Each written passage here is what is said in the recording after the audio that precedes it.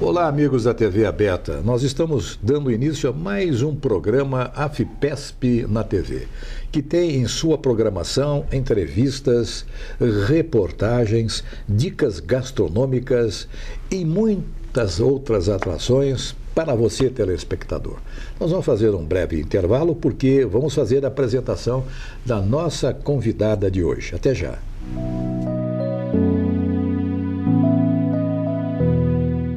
Olá! Neste mês de outubro, celebramos duas datas importantes para os servidores públicos, o Dia do Professor e o Dia do Servidor Público.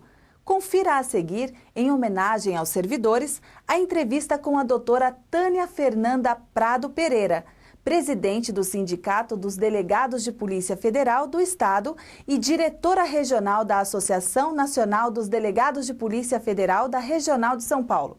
Graduada em Direito pela USP, com mestrado em Segurança Pública na Universidade Jean Moulin Lyon, na França, a doutora Tânia coordena grupos de prevenção ao uso indevido de drogas.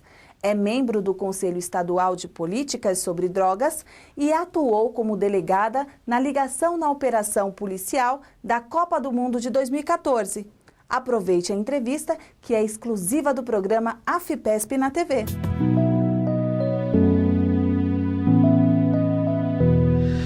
Vocês ouviram uma breve apresentação de nossa convidada de hoje, doutora Tânia Fernanda Prado Pereira, presidente do SINDPF, né? É isso? SINDPF. SINDPF e diretora da ADPF, né? Difícil essa sigla, né? É difícil. Doutora Tânia, estamos vivendo dias de incerteza para todos os brasileiros e mais ainda para os servidores públicos. Como a doutora Tânia avalia as investigações que os delegados de polícia precisam fazer, mas sentem algumas pressões, algumas restrições ao desenvolvimento do trabalho desses profissionais? Muito obrigada pelo convite, que muito nos honra, e representando meus colegas delegados de Polícia Federal, tanto de São Paulo, né, como do resto do país, pela Associação dos Delegados.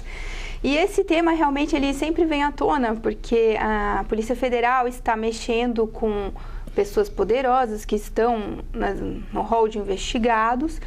E o sistema, ele vem funcionando, o sistema processual penal, ele tem uma série de garantias que permitem que as investigações sejam feitas, há um controle do Ministério Público e do Poder Judiciário, mas, no entanto, a Polícia Federal ela está vulnerável não tanto na questão do processo penal em si, do inquérito policial. A ingerência externa é um risco muito grande da PF. Por quê? Porque os recursos estão sempre sob controle de outros órgãos que estão fora da Polícia Federal. Então, um simples exemplo foi o que aconteceu no passaporte, né? Que foi o que apareceu. Com a falta de recursos, o passaporte teve que ficar suspenso por quase um mês. E esse drama da falta de orçamento e tal, ele acontece há muitos anos, não é uma questão que surgiu agora, simplesmente. Só que com o aumento das investigações, das grandes operações, mas também as outras que estão em andamento, nós sentimos uma grande dificuldade, porque quando falta recurso para abastecimento de viatura ou até mesmo para pagamento de diárias dos policiais para se deslocarem nessas investigações, a gente percebe que realmente a Polícia Federal não está totalmente blindada. E aí é que é um ponto que nós estamos lutando para tentarmos fortalecer o órgão, né? A PEC 412 de 2009, ela resolveria esse problema de autonomia da Polícia Federal, doutora Tânia? Resolveria, né? Desde 2009 estamos com essa questão lá no Congresso Nacional. E o que acontece? A nomeação dos cargos de confiança, dos cargos de direção da Polícia Federal, os cargos de comando, ela é feita por outros, né, a partir da seleção de outros entes. Então, por exemplo, um nome para ser aprovado como diretor de algum dos órgãos que existem dentro da Polícia Federal depende da Casa Civil. E até não muito tempo atrás, já tínhamos ministros investigados, né, nessa área. Então, como é que a Polícia Federal vai conseguir atuar livremente, dependendo, assim, né, de fatores externos? Então, a autonomia, ela blinda a instituição. E a nossa intenção é que isso aconteça o mais rápido possível, porque já estamos sentindo dificuldades ali no nosso dia a dia, né? Justamente por não ter autonomia. Sim, além da autonomia da profissão, como está o quadro da Polícia Federal? Eu me lembro muito bem que um dos concursos mais cobiçados era delegado da Polícia Federal. Como é que está esse quadro? Estão acontecendo concursos? Quando foi o último concurso para ingresso de delegados da Polícia Federal? A senhora tem aí em mente? No ano de 2012 foi aberto o edital para o último concurso dos delegados. E como é um concurso muito demorado, porque tem a prova física, vários exames escritos, prova oral, a academia de polícia que demora 6 meses e tal. Então, esses colegas que prestaram o concurso do edital de 2012 tomaram posse somente em 2014. E nesse meio tempo, né, desde então, e foram poucos colegas, 120 colegas mais ou menos, nesse meio tempo foram abrindo outros cargos. Então hoje nós temos quase 600 cargos vagos só de delegado de polícia. Está acontecendo como está em São Paulo, que o delegado ele é obrigado a ser titular de 3 delegacias. Não, isso não acontece com a Polícia Federal ou está acontecendo Está também? Começando a acontecer, a gente já está percebendo delegacias que estão com efetivo pequeno de delegados e uma outra que tem que cobrir o serviço, ou até mesmo aqui na capital, os colegas se desdobram para, numa mesma semana, apoiar uma investigação de outro colega, por exemplo, na área de combate à corrupção, e continuam conduzindo suas investigações, por exemplo, né, de crimes previdenciários. Então, você cobre o santo e descobre o outro, assim, o tempo todo. E esse concurso depende de quem? Autorização do Ministério do Planejamento. E isso já está sendo postergado há muito tempo, estamos bem preocupados, porque na fronteira também precisamos de gente, aqui em São Paulo, capital também, nas descentralizadas, são 97 descentralizadas no país inteiro, nas cidades que tem mais demanda assim, da Polícia Federal. Então, é um problema muito grave que eu tenho receio que a Polícia Federal possa entrar em colapso em breve. Agora, presentemente, o efetivo não é suficiente para a demanda, é isso? Não é suficiente, porque temos em torno de 12 mil policiais, né? E dentre esses, os delegados são cerca de 1.600 no país inteiro. Um país que tem fronteira, que se somar a fronteira terrestre com a marítima, dá mais ou menos 23 mil quilômetros de extensão. Né? Então, a falta de efetivo ali na fronteira. Por exemplo, no caso de delegados da Polícia Federal, qual seria o efetivo ideal para atender à demanda, os reclamos da sociedade? No caso dos delegados, eu acredito que se esses 600 cargos fossem preenchidos, já ficaria... Que são os cargos vagos.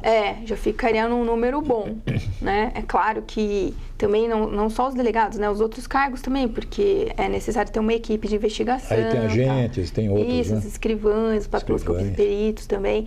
E também temos muitos claros do cargo de administrativo, que é o apoio, né? O apoio, E realmente acabou se consolidando essa cultura de colocar o terceirizado para fazer o papel de algumas atribuições do administrativo, o que tem suas vantagens, porque é possível treinar essas pessoas rapidamente e tal, mas o lado ruim, porque se é uma instituição de Estado, não deveria ficar na base do terceirizado, que compromete inclusive a atuação, né? E são pessoas que são super treinadas e não tão bem remuneradas, então rapidinho elas saem, né? Arrumam um outro trabalho melhor. E levam todo esse currículo aí para outro emprego da iniciativa privada, né? São bem jovens eles. E aí pode até ter assim uma carreira realmente muito promissora lá fora. Eu trabalhou na Polícia Federal, a gente ouve comentários assim que para eles é bom. Agora, vocês estão preconizando algum novo modelo de formação para ingresso na carreira de delegado e nas demais carreiras da Polícia Federal? O que se busca é aperfeiçoar realmente o curso de formação para que tanto o delegado como os demais policiais saiam capacitados para enfrentar a criminalidade organizada. E isso precisa de investimentos também, né? Parece até um clichê, né, assim, do funcionalismo público, mas é verdade. Sem investimento não tem como aperfeiçoar. Nós estávamos acompanhando uma competição que chama Hackathon, né, dos programadores de computador, e eles receberam como desafio criarem programinhas que depois podem ser usados pela Polícia Federal, tanto no combate à corrupção como no combate à pornografia infantil. E aí fizemos essa interação, né, os delegados que foram ali como voluntários também para para explicar para eles como que funciona, e eles com aquela linguagem deles, né, da informática e tal. E ali saíram 12 produtos muito bons que depois certamente poderiam ser usados. Nós estamos falando com a doutora Tânia Fernanda Prado Pereira, que é presidente do Sindicato dos Policiais, Delegado de Polícia Federal, e também da associação que representa esses delegados. Doutora Tânia, inegavelmente a Operação Lava Jato, aliás, se eu não fizer essa pergunta para a senhora, olha, é desastroso. Ela conseguiu notoriedade internacional. E a população vê o trabalho focado pela Polícia Federal em uma equipe do Judiciário, né? Mas sabemos que as investigações da Polícia Federal são fundamentais. O que foi bom ou ruim para a valorização dos servidores da Polícia Federal, essa denominada Operação Lava Jato? A Lava Jato, sem dúvida, é a operação mais extensa, né? Se não me engano, já está em 42 fases, e ela funciona graças ao equilíbrio entre as 3 instituições, o Ministério Público Federal, o Judiciário e a Polícia Federal na parte investigativa. Mas a gente fala de um fator também muito importante, tanto o apoio da sociedade como o apoio da imprensa foram fundamentais, porque nós vimos outras operações que não deram certo, como por exemplo a Castelo de Areia, Satyagraha, que tiveram questões ali de nulidade, e depois na Lava Jato foi visto que aquilo que era apurado ali confere com o que depois foi, né, detectado mais à frente. Então aqueles esquemas já existiam naquela época, mas por questões jurídicas ali sofreram nulidade e tal. Já a Lava Jato, ela se fortaleceu justamente por uma maturidade legislativa também.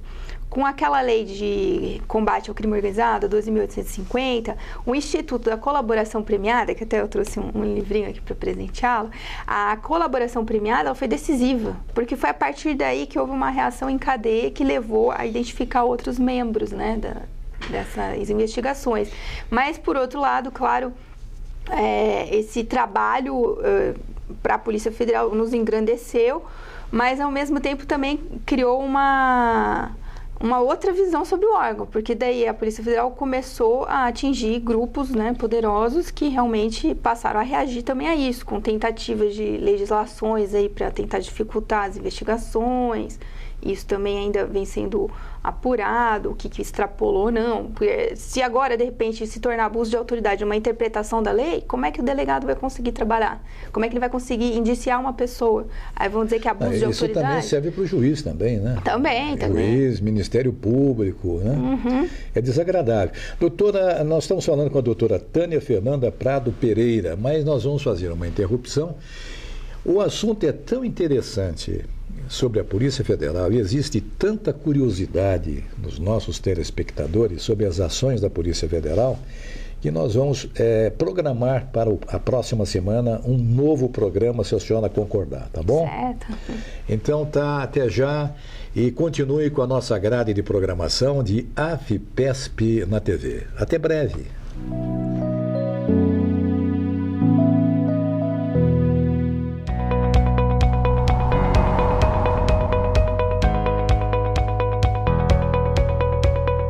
No dia 13 de setembro, no Auditório Franco Montoro, foi realizada a 12ª audiência pública do orçamento de 2018 com a participação da população da cidade de São Paulo. A mesa foi composta pelos deputados Wellington Moura e Enio Tato e outros que integram os trabalhos ao longo da reunião. Também fez parte da mesa a procuradora Maria de Fátima Ramalho, do Ministério Público. O deputado Wellington Moura falou sobre o interesse da população pelo orçamento de 2018. É de suma importância que nós, deputados aqui da Assembleia, possamos fazer uso da palavra, principalmente aqui nessa audiência de 2018. E é importante que realmente todos os órgãos hoje estejam presentes e cada um que venha fazer uso da palavra e do que acha que é mais importante para o seu Estado.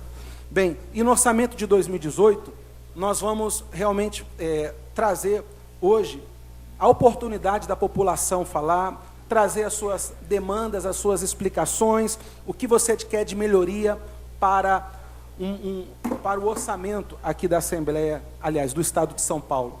O deputado Enio Tato e a procuradora Maria de Fátima também saudaram os participantes da audiência. A FEPESP foi representada pelos conselheiros Elza Barbosa da Silva, Eduardo Pereira de Quadros Souza, Nivaldo Campos Camargo, Leda Regina Machado de Lima, Maria Rosa Ascar e Meire Eveli Tamen. A conselheira Elza Barbosa da Silva falou na audiência sobre o IANSP. Confira. A nossa maior preocupação quando assumimos a coordenação de uma comissão lá na associação para estudos relativos ao IANSP era trazer o IANSP para a pauta das grandes discussões do governo. Isso nós conseguimos. O IANSP hoje está na pauta das grandes discussões. O que nós entendemos que falta é decisão, não é? Nós já sabemos, nós temos os números, né? O IANSP é uma complexidade, sabemos que o IANSP é o convênio do servidor público, é um convênio solidário, porque pagamos de acordo com o que ganhamos e não temos restrições de atendimento. Somos 1.300.000 servidores públicos que movimenta a máquina do Estado através da Secretaria da Educação, dos servidores da saúde. Isso precisa ser discutido. E nessa hora, com os números, a complexidade que envolve o Instituto de Assistência Médica ao Servidor Público não nos permite colocar aqui aos senhores, né, todas as questões. Mas eu queria dizer aos senhores, e principalmente aos senhores deputados, que nós precisamos de um novo modelo de gestão para o IANSP. A gente acompanha todo ano, temos os números, só que nós não temos o resultado, não é?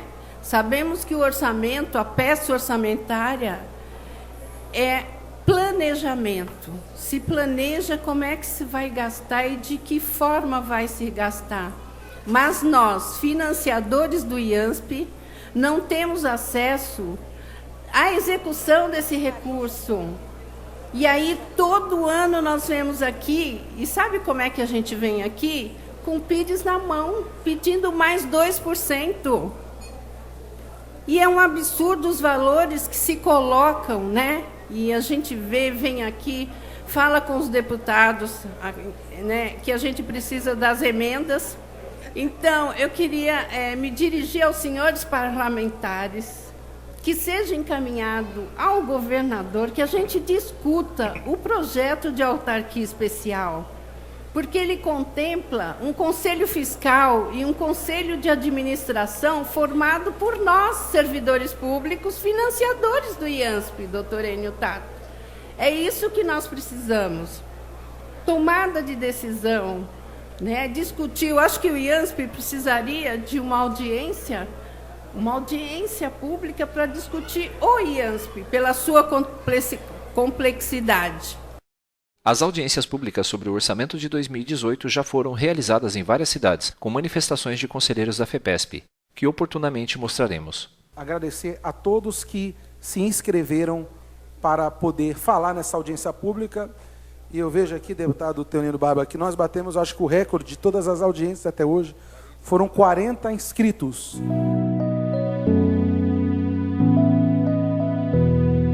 Olá! Hoje vamos mostrar como foi a comemoração pelo Dia do Profissional de Educação Física. O deputado Hélio Nishimoto, presidente da Comissão de Assuntos Desportivos da ALESP, presidiu a sessão solene, juntamente com o Conselho Regional de Educação Física da 4ª Região, no dia 1º de setembro. A FEPESP prestigiou o evento com a participação da primeira vice-presidente Thaís Helena Costa, que no ato representou o presidente Antônio Carlos Duarte Moreira. Entre os profissionais homenageados estava o professor Walter Giro Giordano, que é coordenador de esportes da associação. A primeira vice-presidente, Thaís Helena Costa, conversou com o professor Giordano sobre a profissão e o significado da homenagem. Confira. Eu costumo dizer que não é o dia do professor da educação física apenas, é o dia do profissional da saúde, não é verdade? Da saúde. A educação física pertence à área da saúde. Pertence à área da saúde. E que hoje em dia a gente tem consciência do quanto importante ela é para a nossa saúde. Sem dúvida. Não tem... Você que o diga, né, Jordano? Só preguei isso na minha vida. Eu sou formado há 60 anos. Nesses últimos 60 anos só fiz educação física. É a primeira vez que você é homenageado aqui na Assembleia? Segunda vez, aqui pelo Conselho Regional, é a segunda vez. A biblioteca do Conselho Regional de Educação Física é a biblioteca Professor Walter Giro Jordano. Tem o seu nome? Não. Quem conhece a vida desse homem dá muito mais valor ao esporte. Não é verdade? Eu quero desde logo registrar mais uma vez os nossos cumprimentos a Walter Jordano por tudo que ele representa na nossa FEPESP e para a educação física. Muito obrigada, Walter Giro Jordano. Obrigado pela oportunidade de falar. Muito obrigado. Parabéns. Também prestigiou o evento a conselheira Rosi Maria de Oliveira Leone, que representou o presidente do Conselho Deliberativo, Cássio Juvenal Faria. A primeira vice-presidente, Thais Helena, falou com a conselheira sobre o evento. Eu estou aqui na qualidade de primeira secretária do Conselho Deliberativo, representando o seu presidente, o Dr. Cássio Juvenal Faria. É uma honra para a FEPESP termos em nossos quadros o conselheiro Walter Giro Jordano, que inclusive está à frente da coordenadora de esportes. Uma pessoa muito competente, dedicada, que luta o dia a dia para manter a qualidade de vida de nossos associados. Todos aqueles que buscam na atividade física uma vida mais saudável e melhor. Também no evento, o presidente do CREF, Nelson Leme da Silva Júnior, comentou com os representantes da FEPESP sobre a homenagem. Tudo bem, é uma satisfação estar aqui sendo entrevistado por pessoas ícones, né, do cenário, principalmente dos servidores públicos. Sou servidor público com muito prazer e eu estou à disposição para que vocês precisarem. Muito obrigada. Você sabe um pouquinho da vida do nosso querido Jordano lá no Conselho? Na realidade, o professor Jordano, ele abriu portas, né? O professor Jordano foi um grande incentivador de muitas das ações que eu tenho tomado hoje no Conselho. Um exemplo, a questão da galeria dos ex-conselheiros. Foi uma ideia do professor Jordano que a gente resolveu implementar e existe hoje no terceiro andar do Conselho Regional de Educação Física de São Paulo, na Líbero Badaró, uma galeria preservando toda a história do Conselho. Lá nós temos todos os conselheiros do primeiro mandato até o último mandato de presidente. Que lindo, é a preservação da história. Com certeza. Eu acho que nós não podemos viver sem o nosso passado. O nosso passado ele tem que estar muito enraizado. Eu acho que se a juventude de hoje preservasse o seu passado, a sua história, nós seríamos um Brasil hoje muito melhor. Muito obrigada e obrigada pela iniciativa também. Parabéns ao Conselho e nós estamos à disposição lá na associação, não é, Jordano? Verdade, Jordano? Quem sabe uma futura parceria até. Com certeza. Eu acho que o cenário hoje só vai produzir quem tiver parceiros. Eu acho que somos parceiros para tudo que for possível. Muito obrigada. Na solenidade, a primeira vice-presidente, Thais Helena Costa, entrevistou o deputado Hélio Nishimoto. Um prazer estar com vocês aí, a FIPESP, nosso abraço, são amigos nossos e a gente cuida da Comissão de Assuntos Desportivos. Eu sou o presidente da comissão e junto com alguns outros deputados a gente atua nessa área de esporte, promovendo as modalidades de esporte, incentivando e apoiando as iniciativas esportivas em todo o estado de São Paulo. Então é um prazer recebê-los aqui nesse momento de homenagem que o CREF, Conselho Regional de Educação Física, faz junto com a Assembleia Legislativa do estado de São Paulo. É um prazer estar fazendo isso junto com a FIPESP aqui presente, né? Porque o educador físico precisa ser valorizado cada vez mais. Confira agora mais um pouco do evento. Eu disse hoje que normalmente o professor de educação física, ele é útil sem utilizar-se, ele serve sem servir-se, ele é humilde sem humilhar-se. Porque o passado de cada um representa um espelho do seu futuro.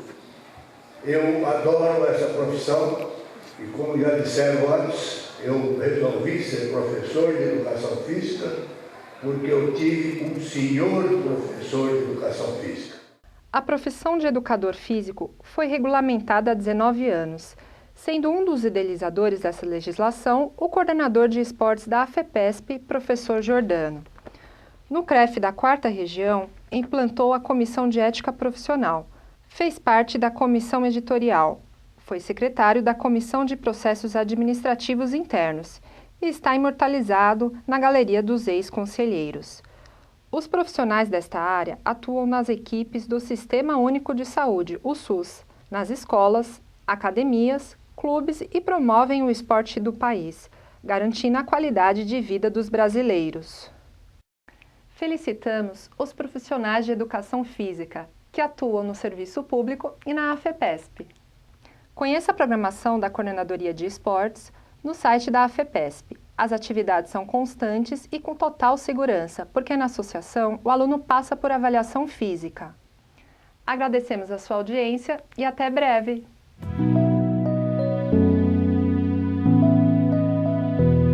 Olá! Nossa receita de hoje vem da Unidade de Lazer AFEPESP Avaré, a mousse de coco com calda de morango.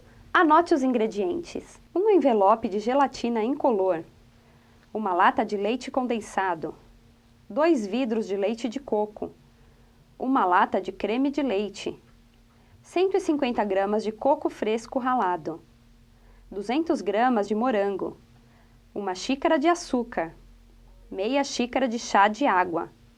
O chefe de cozinha do restaurante da sede vai preparar a receita.